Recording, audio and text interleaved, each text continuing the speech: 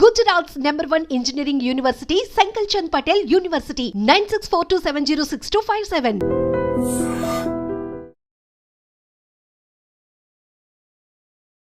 Hi hello నమస్తే welcome back to iDream Media. ఈరోజు మనతో ఉన్నారు హైకోర్టు అడ్వకేట్ అలాగే ఇమిగ్రేషన్ లాయర్ అయిన పృథ్వీ గారు. ముఖ్యంగా అమెరికా ఇమిగ్రేషన్ స్క్రీనింగ్ మరింత కట్టుదిట్టం చేసిందని తెలుస్తూ ఉంది. లేటెస్ట్ అమెరికన్ అప్డేట్ ఇది. ట్రంప్ ఇక సోషల్ మీడియా పోస్టుల మీద కూడా ఆంక్షలు విధించారు అనే విషయాలు అయితే మనకి తెలుస్తూ ఉన్నాయి. వీటిపై అప్డేట్స్ అనేవి మనం పృథ్వీ గారి నుంచి తీసుకుందాం.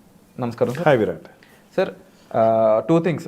నిన్న జరిగిన సమావేశాల్లో లేదా నిన్న వార్తల్లో ట్రంప్ అనే పర్సన్ మళ్ళీ కొత్త రూల్స్ తీసుకురావడం జరిగింది. ఇమిగ్రేషన్ స్క్రీనింగ్ అనేది ఇంకొంచెం టైట్ చేశారని తెలుస్తూ ఉంది.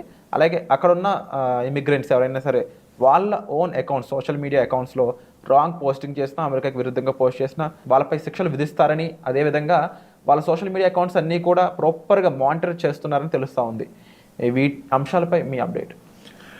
విరాట్, మనం ఒకటి మన ఖాళీ స్థలంలో మనం ఉన్నాము.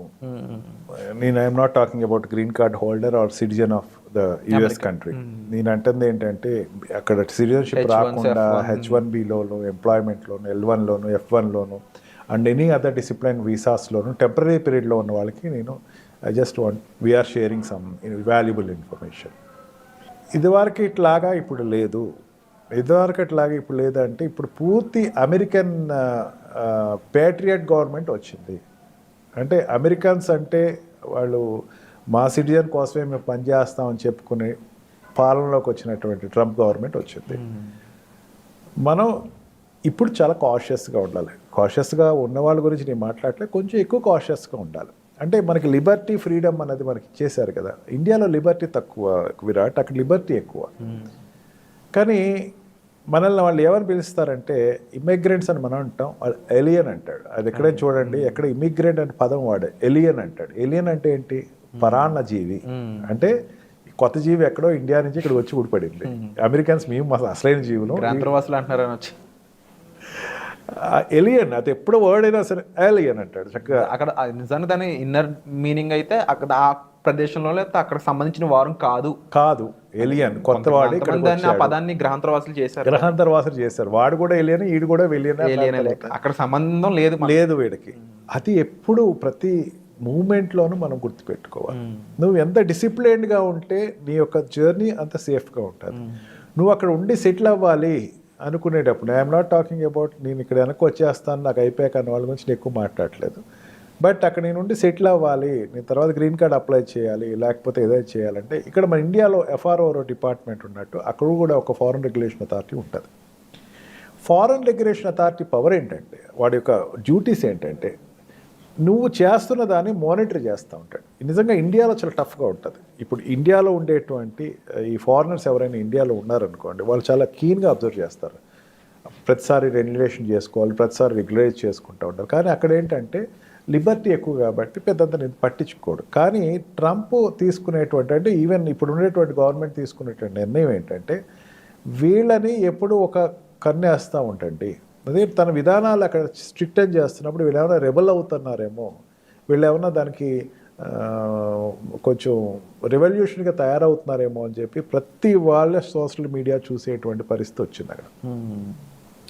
ఐఎమ్ నాట్ టాకింగ్ ఈ సోషల్ మీడియా ఇండియన్స్ కోసం కాదు, అట్లా ఆయన ఇండియన్స్ వదిలేస్తారని కూడా చెప్పను. ఇదంతా కూడా మొన్న ఈ కంట్రీ బ్యాన్స్ పెట్టినప్పుడు ఆఫ్ఘనిస్తాన్ కానీ పాకిస్తాన్ కానీ బ్యాన్ చేసినప్పుడు, అండ్ ఆల్సో తను రష్యా మీద తన పాలసీస్ ఎక్స్ప్రెస్ చేసినప్పుడు, ఇప్పుడు ఎట్లా ఉంటుందంటే మెయిన్ నేను అనుకుంటూ ఏంటంటే అక్కడ రష్యాకి అమెరికాకి ఒకప్పుడు వరకు అసలు చాలా పడనటువంటి పరిస్థితి. ఇప్పుడు ఈవెన్ అపోనెంట్ పార్టీస్ ఏమంటున్నారంటే ఇది is an agent to Russia అంటున్నారు. ఈ సోషల్ మీడియా మీద ఈ దుష్ప్రచారం జరగకుండా అండ్ ఆల్సో తను కొన్ని కఠిన నిర్ణయాలు తీసుకున్నాడు. కొన్ని క్రాస్ జెండర్ కానీ థర్డ్ జెండర్ కానీ బ్యాన్ చేయడం జరిగింది ఎంప్లాయ్మెంట్లో. ఇప్పుడు మీడియాలోకి వచ్చేసరికి గట్టిగా పబ్లిసిటీ ఎగ్నెస్ట్గా జరుగుతుంది, ట్రంప్కి ఎగ్నెస్ట్గా జరుగుతుంది. నా సిటిజన్స్ చేస్తే నేను ఏదో చూసుకుంటాను, బయట వాళ్ళని చూస్తే మాత్రం ఒక్కొక్కరిని తవరేస్తాను అన్న దాని మీదే తను తీసుకున్నాను. అందుకని వాడెవడో మీ ఫ్రెండ్ ఎవడో లోకల్ సిటిజన్ ఎవడో మాట్లాడాడు, ఈవెన్ అట్లీస్ట్ నీ ఇండియన్నే అక్కడ గ్రీన్ కార్డ్ హోల్డరో లేకపోతే అక్కడ ఉండేటువంటి సిటిజన్ ఏదో మాట్లాడాడు అని చెప్పి నువ్వు మాత్రం సోషల్ మీడియాస్లో పొరపాటును కూడా డెలిబరేట్ అవ్వకండి. బీ కాషియస్, చాలా కాషియస్గా ఉండండి. మీరు ఉండేటువంటి డిసిప్లిన్లో మీరు ఉండండి. లేకపోతే అక్కడ ఉండేటువంటి రెగ్యులేషన్ అథారిటీస్ ఎప్పుడు మీకు కీన్గా అబ్జర్వ్ చేస్తూ ఉంటాయి, మీ మూమెంట్స్ని అబ్జర్వ్ చేస్తూ ఉంటాయి. మళ్ళీ మీరు ఒక గ్రీన్ కార్డ్ అప్లై చేసినప్పుడు, లేకపోతే మీరు H1B ఎక్స్టెన్షన్ కోసం, లేకపోతే F1 ఎక్స్టెన్షన్ కోసం, ఈవెన్ ఓటీపీస్, వీళ్ళు ఆప్షనల్ ఓపీటీస్ కోసం వీళ్ళు అప్లై చేసుకునేటప్పుడు కూడా ప్రతి స్పియర్లోనూ వాడు సోషల్ మీడియాని చూసుకుంటారని చెప్పారు. మళ్ళీ నువ్వు తిరిగి వచ్చిన తర్వాత వెనక్కి వెళ్ళేటప్పుడు కూడా నీకు ఎక్కడో ఎయిర్పోర్ట్లో ఆపేయటం, నీకు చేంజ్ ఆర్ ఫ్లైట్స్ ఉంటే కనుక దాంట్లో ఆపేయటం, అక్కడ ఏదో జరుగుతూ ఉంటుంది. రిటర్న్ వెళ్ళేటప్పుడు క్రాస్ చెక్ చేసుకుంటాం. అంటే నువ్వు ఎంత నీకు ఉండేటువంటి 6 years, నీకు ఉండేటువంటి స్టూడెంట్ వీసాలో 2+3 STEM అయితే 5 years, and L1 and L2 వీసాలో 5 years ఉన్న పీరియడ్ అంతా కూడా ఎంత మీరు జాగ్రత్తగా ఉంటే, యుఎస్లో కంటిన్యూ అవ్వాలి, గ్రీన్ కార్డ్ తెచ్చుకోవాలా, తర్వాత సిటిజన్షిప్ తెచ్చుకోవాలి, లేకపోతే మీరు అక్కడ రెసిడెన్సీ పర్మిషన్ తెచ్చుకోవాలంటే మీకు అంత వెసులుబాటు ఏర్పాటు చేస్తుంది. Don't go for unnecessary comments upon ruling party or any other parties. పొలిటికల్గా మీరు వెళ్ళకండి. మనకి అలవాటు ఎక్కువ విరాట్.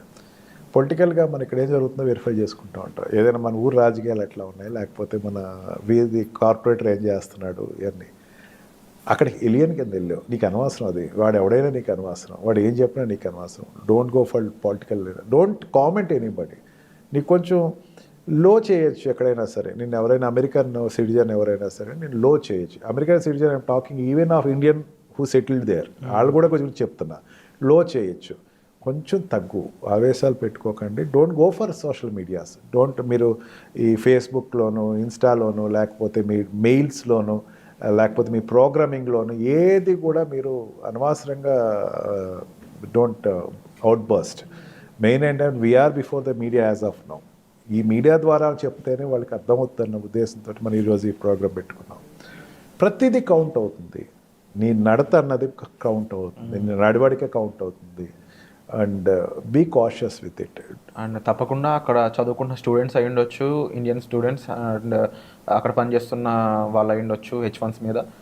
ముఖ్యంగా చాలా జాగ్రత్తగా ఉండండి. రైట్ నౌ టైం అనేది కాస్త సీరియస్గా ఉంది, అది చాలా క్లియర్గా తెలుస్తుంది. కాబట్టి తప్పకుండా మీకు దీనిపై మరింత డౌట్స్ ఉన్నాయి, వీటిని క్లారిఫై చేసుకోవాలి, మాకు ఇలాంటి సిచ్యువేషన్స్ ఎదురవుతున్నాయి అనుకున్నట్లయితే మీరు డైరెక్ట్గా డిస్ప్లే అవుతున్న నెంబర్స్ కాల్ చేసి సార్ని సంప్రదించవచ్చు. లేదు అనుకున్నట్లయితే కామెంట్ సెక్షన్లో మీరు తెలిపినా సరే సార్ డైరెక్ట్గా వాటికి మీ దగ్గర అప్రోచ్ అవ్వడం చేస్తారు. సో వచ్చే ఎపిసోడ్లో మళ్ళీ కలుద్దాం. Thank you so much sir. Thank you right.